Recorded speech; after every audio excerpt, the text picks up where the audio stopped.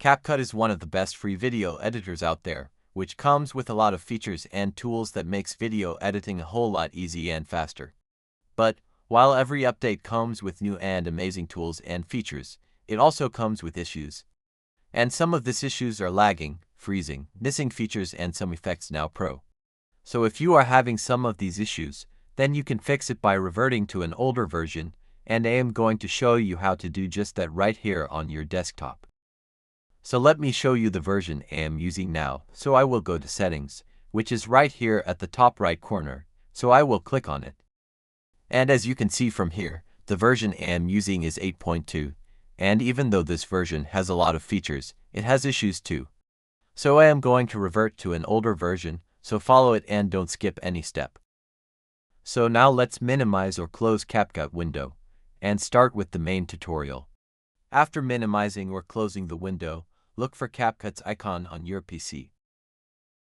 Now, after locating CapCut on your PC, right-click on it and go to Properties.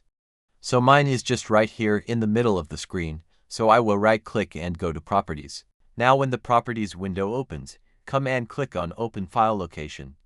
And this will take you to CapCut's folder and files stored on your PC, and it includes everything, like older versions you've used before. So once the folder opens, you will see all the older versions you've used, and as you can see from here, I have two folders here. And the first one is version 6.0 and the second is 8.2, but if you have used more previous versions of CapCut, you will find all of them here. And I want to revert to version 6.0, which is just right here. So depending on the version you find, choose one.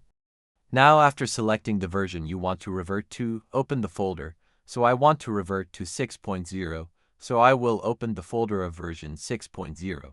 After opening the folder, look for the CapCut exe file, or press on C on your keyboard to move straight to where the exe file is. Now let's right-click on the exe file, then click on Properties. And after the Properties window open, click on the Details tab. Then you will find all the info you need here.